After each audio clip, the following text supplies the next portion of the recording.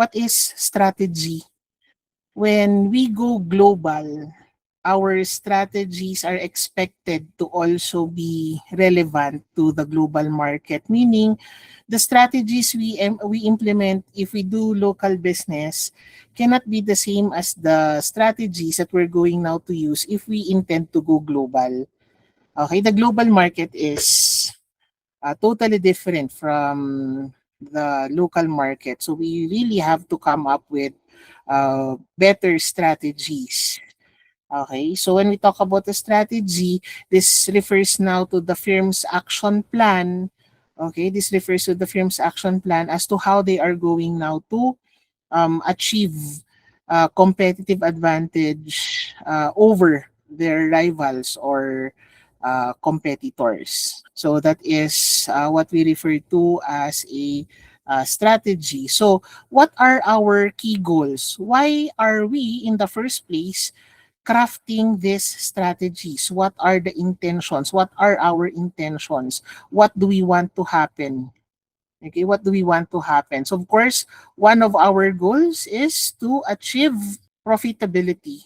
Okay, one of our goals is to achieve profitability or earning more than the costs. Earning more than cost. That is what we refer to as profitability. Our business needs to survive. Remember that we are not the only ones who depend on that business. As owners, hindi lang tayo ang nakadepende sa negosyo natin. There are other people who depend on that business. Therefore, we need to survive. So we cannot sell our product below cost. We cannot offer our services lower than the actual cost we incur in delivering these services. So we have to craft strategies to make sure that our businesses remain profitable so that we can remain afloat. Other than profitability, it's also important to ensure that there is profit growth. Our profits should grow over time. Hindi pwede yung kung ano kita natin ngayong taon na to, ganun din sa susunod na taon at sa susunod pa na mga taon. We have to see a growth in our profit as time goes by. And how is this possible? Again, it's important for us now to craft workable strategies. The core idea here is to create what we call now competitive advantage. There must be something that differentiates us from our rivals. There should be something that would now differentiate us from our competitors. So for example, we offer more value than our competitors. Or another example of competitive advantage is we can produce our products at a lower cost than those of our competitors. Yun po ang tinatawag natin na competitive advantage. So there must be something about our business that differentiates us from our competitors. There should be something about our business that emphasizes what we do better than our competitors. That's why it's called competitive advantage. Now, why is there a need for this competitive advantage? Why do we have to create that competitive advantage? Because number one, it is important for us to create value. It is important for us to create value. What do we mean creation of value? There should be a difference between perceived benefits and cost of production. Okay? Perceived benefits and cost of production. Why do we need to create that value? You know, many people are willing to pay for that value, meaning our products may be similar to that of our competitors. But if we can ensure that particular value which we are capable of creating and our competitors are not capable of creating, again, we have an edge over our competitors. And that value must be positive. What do I mean? When we talk about value po kasi, pwedeng ang value natin negative, pwede rin na positive. So when is it positive? It is positive if the perceived benefits outweigh the cost of production. For example, I will sell, say for example, I will sell a product to you, let's say burger. How much is burger nowadays? 30 pesos, sabi ni Eliza. Thank you, Eliza. 30 pesos. Okay. Now, of course, that 30 pesos is the selling price. No, that's the selling price. But the owner of the business that sells that burger probably did not spend 30 pesos to create that burger for the customers. It's probably lower than 30 pesos. Maybe 25 is the cost of production or 20 pesos is the cost of production.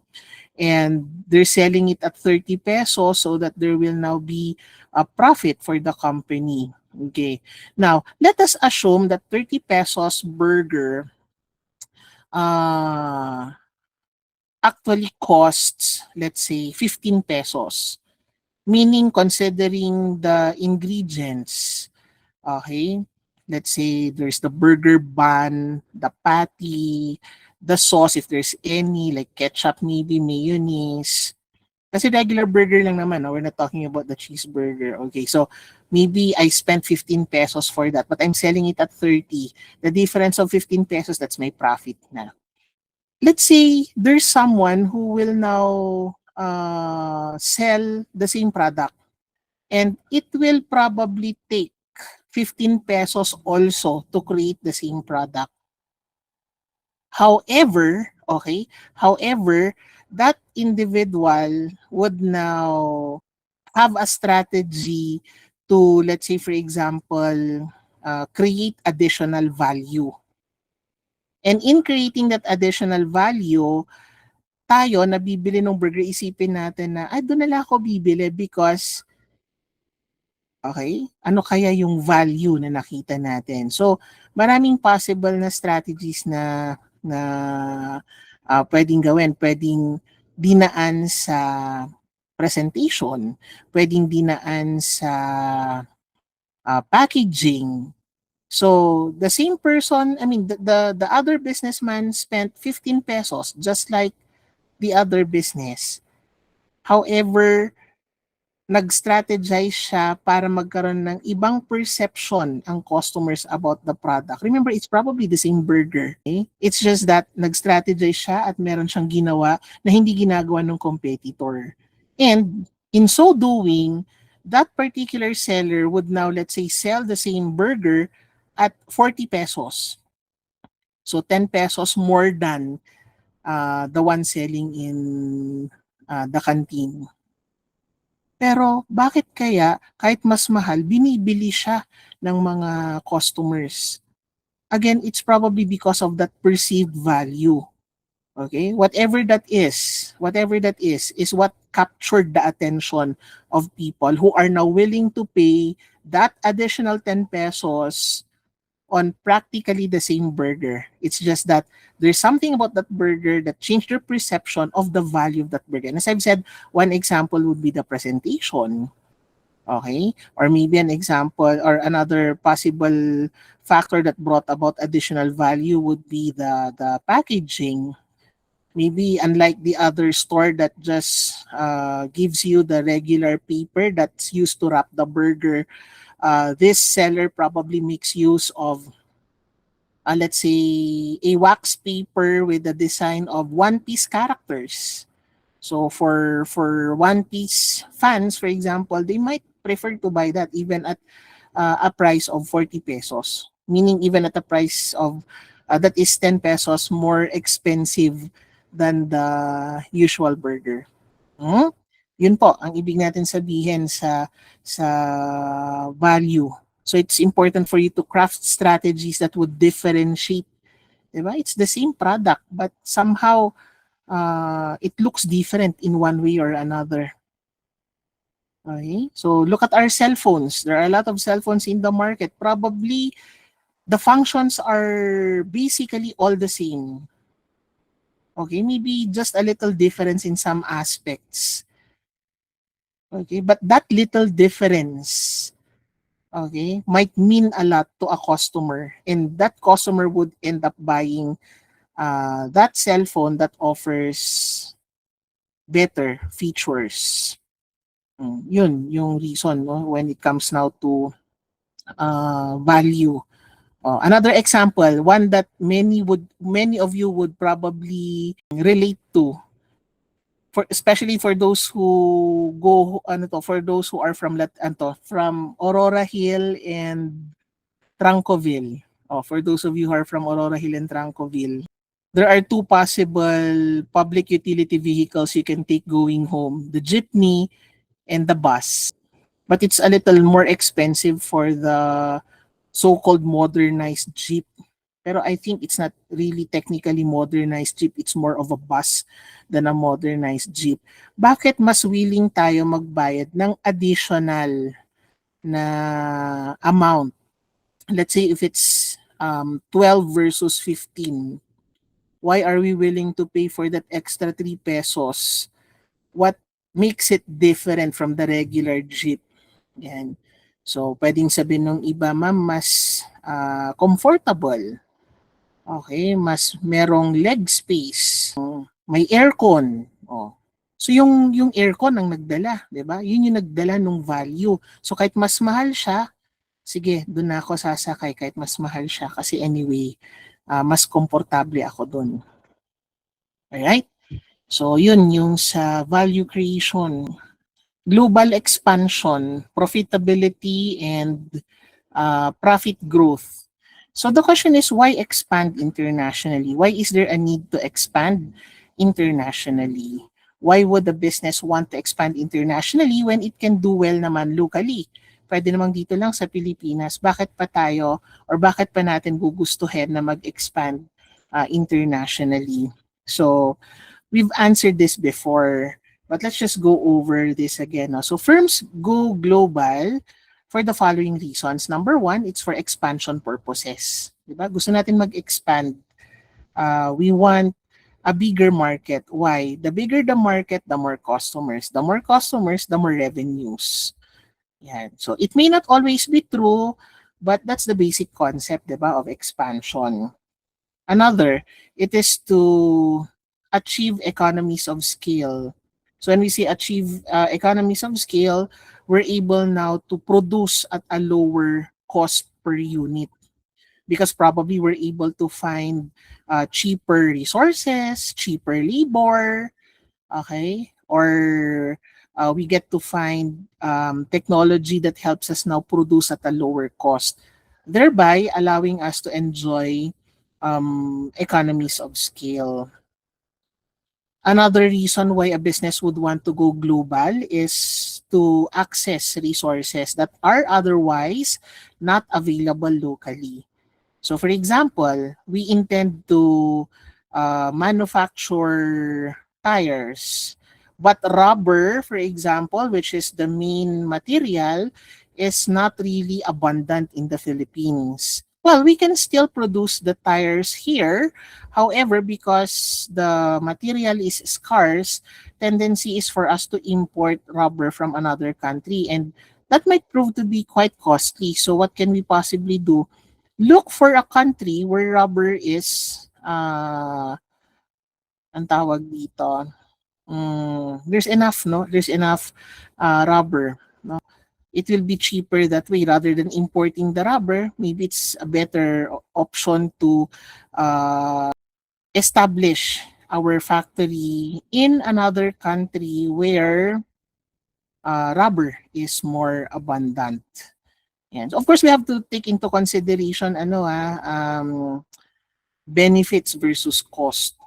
So if it's more beneficial, it's less costly for us to move abroad, then that's what we do. But if it proves na mas mura pa rin kahit na import na lang natin yung rubber materials, then we can stay naman locally. Pero yun nga, again, one reason why a company might want to go global is to achieve economies of scale.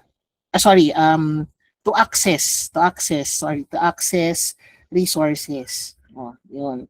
Or let's say, for example, the skills we need are not available in the Philippines, but it's available elsewhere, maybe in another country. Or do we go to another country?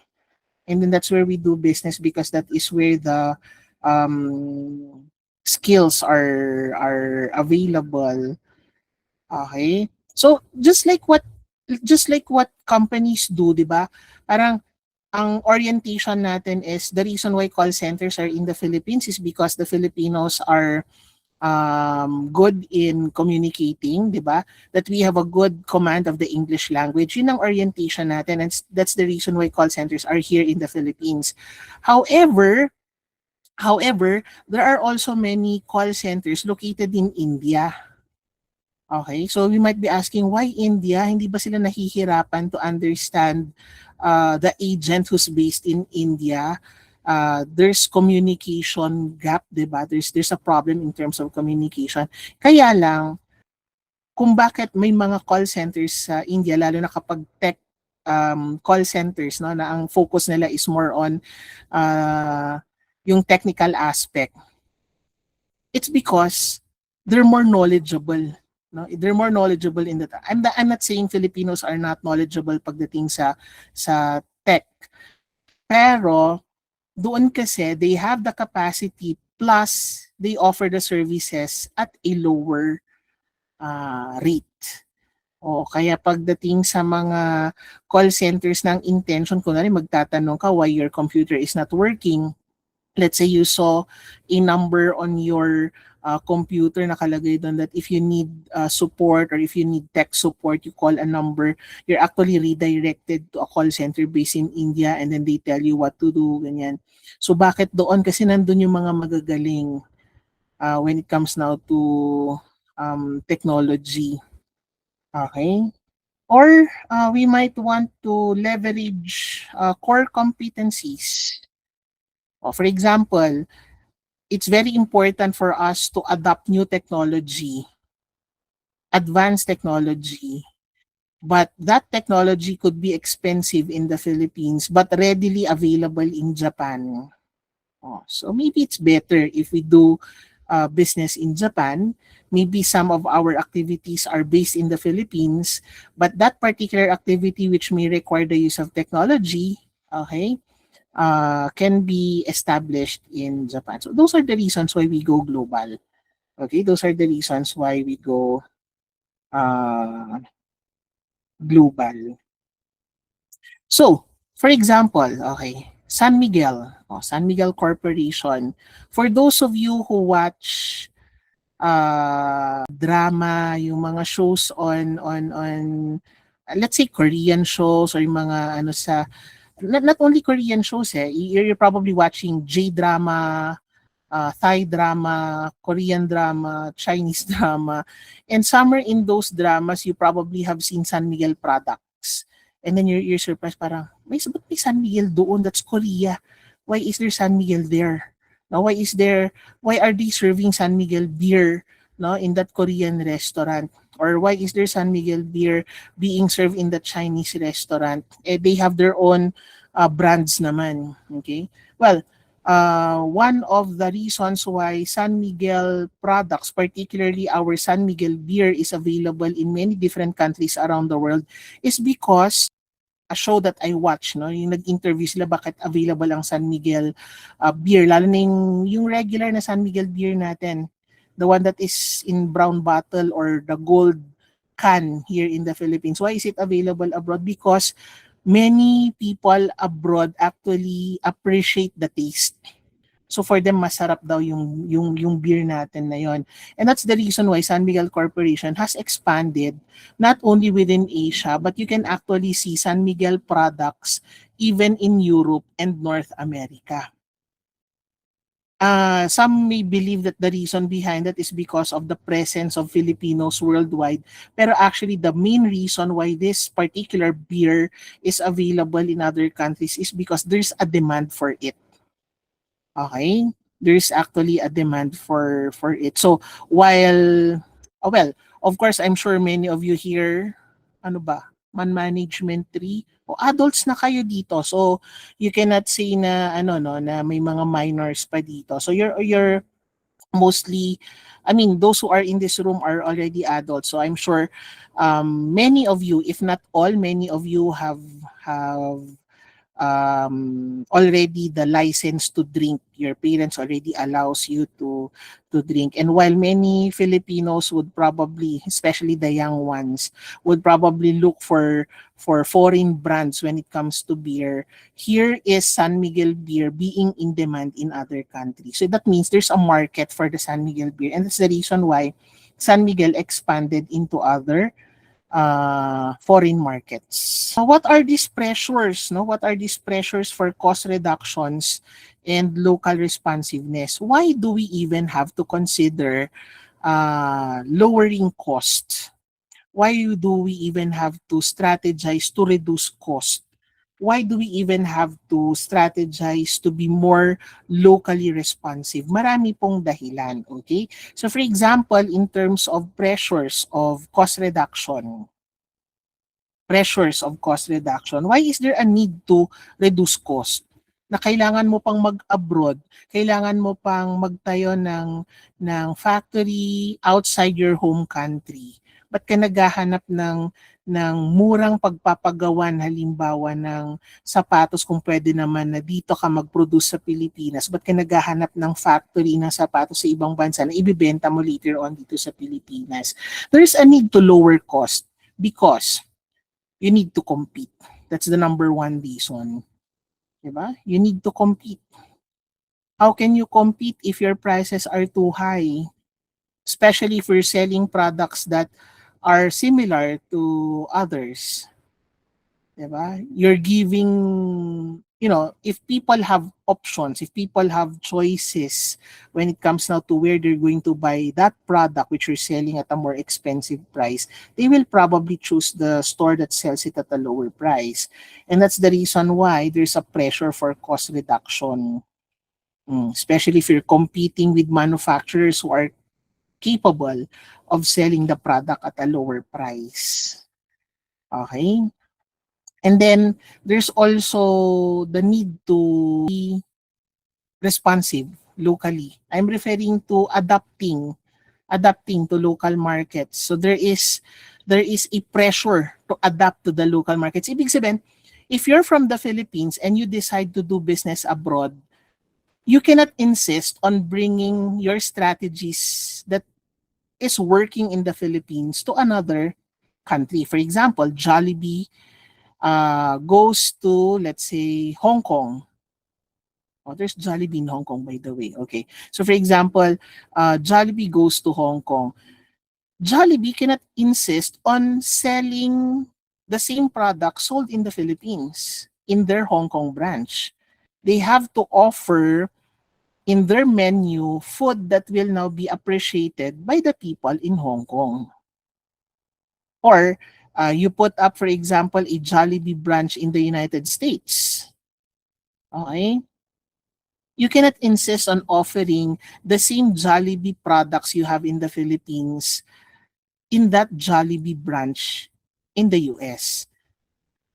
So while the main food items are available, like for example, Chicken Joy, spaghetti, etc., yung peach mango pie, ayan, they're also available. Yung Yum Burger, they're available in the US. However, when it comes to the taste, there must be difference because you are not only selling to Filipinos based in the US. The market is made up of other nationalities. So their taste probably does not match that of the Filipinos. So even the size of serving cannot be the same. So do not be surprised if you go to another country and their Chicken Joy actually is humongous. Mas malaki yung manok sa ibang bansa kumpara dun sa Chicken Joy na nakasanayan natin dito sa Pilipinas. Their serving of soft drinks also is different. So the same thing is true for McDonald's. McDonald's is an American company, but when it came to the Philippines, it does not offer the same menu that it offers in the US. So for example, you won't see you won't see McDonald's spaghetti in other countries, but you see McDonald's spaghetti in the Philippines. Why? Because that's what because that is the market that they are serving in the Philippines. While McDonald's is not really known na pangbata no sa ibang bansa, ang McDonald's dito sa Pilipinas, ang pinaka-target market talaga nila are young people. That's why there's Jollibee. I'm sorry, that's why there's Max Spaghetti. Sorry, I keep saying Jollibee and Max Spaghetti. So local responsiveness. Oh. So same thing. McDonald's in India. Oh, they cannot offer, for example, the usual burger. The meat they use for the burger, for sure, is not the same as the meat being used in McDonald's elsewhere. Because they have to consider now the culture o let's say yung culture no ng mga taga India, or let's say if there's a pork-based product sold by a fast food in one country but they go to, let's say, Islamic countries, then they cannot offer the same product. Yun po ang tinatawag natin na local responsiveness. So the taste, the preferences, the culture. Okay, so they have to adapt to local practices. Choosing a strategy. So what strategies are we going now to choose from? Naka-summarize naman to dun sa slides ninyo. No? So pwedeng global standardization. So what do we mean by global standardization? Same product worldwide. As simple as that. Ma'am, but why would I want to do that? Sabi mo, we have to adjust to the local taste or the local preferences. Kasi having one strategy which will now be applicable globally is cheaper. Yun yung reason kung bakit yung ibang companies, global standardization. Example, there are some electronic products produced, for example, in China, and if ever you see these electronic products elsewhere in the world, it actually looks the same. So pwede yun, no? Or let's say, for example, cellphone. A company produces one cell phone and that is the same cell phone you will see regardless of the country where it will be sold later on. Although of course, in reality, may mga cellphone manufacturers na locally responsive din. Okay? So kasi may mga bawal sa ibang countries na certain features, mga ganyan, or may mga standards na may mga standards na nakaset sa ibang bansa na hindi naman requirements sa iba. So sometimes they can still respond locally. Pero yun nga, there are companies that do global standardization. What else is what another strategy can we employ? We can also use localization. So again, global standardization. The next is localization strategy. So when we talk about localization strategy, the response to local demands and preferences are high. Okay, so they really customize the product in every country. What's the consequence? Very costly. Okay, it's very costly. Why? Because you consider culture everywhere you go. I cannot I can do this in the Philippines, but we're going to Japan and we cannot do the same strategy. Okay, let us let us create a strategy specific only to Japan. Now we're going to the US. Let's create a strategy that's only specific to the US. That's localization strategy. So fast food, for example, can adjust their menu depending on the country where they will operate. Okay, so global standardization, localization, ano pa? We have transnational strategy. Ano naman yung transnational strategy? Both. You do both. Okay, numbers 1 and 2. Global standardization and localization. Okay? Meaning, if localization works, then use localization. If global standardization is needed, then do global standardization. in one place. That's transnational strategy. So for example, Unilever products. It's the same Unilever products you see around the world. Kunwari, Dove shampoo. Okay. Pero, to make it a little more flexible, medyo kailangan natin ng local adaptation. It's the same product, but at a certain level, meron pa rin tayong local adaptation. So that's an example of transnational strategy. So it may be the same Dove shampoo, but for example, the ingredients or its the way it was prepared may not be the same across the world. Why? You have to consider differences. Like for example, differences when it comes now to our hair. There may be some places where their hair cannot use too much chemicals. That's why notice if you have relatives abroad and then they send you shampoo from their country, it looks the same as the shampoo we see in the supermarket. But when you use it, you're surprised kasi naglalagas yung buhok mo. Bakit? Kasi yung components na ginamit pala is designed for a different country. And then we have international strategy. So global standardization, localization, transnational, and the other strategy is international strategy. Ano naman yung international strategy? Okay? You simply leverage home country advantages. In short, the strategy implemented in your home country. Okay? If you're going to sell now the product, okay, and you need to cater to the taste and preferences, there's really not much change, only minimal. Only minimal. So that's international strategy. Again, you leverage on the strategies used in your home country. So if you're doing products in the Philippines, ang paniwala mo okay yung standard na ginagamit sa Pilipinas, then sell that abroad as is, no change. If they will require some changes, then do minimal changes only. Okay? So that is what we refer to as your international strategy.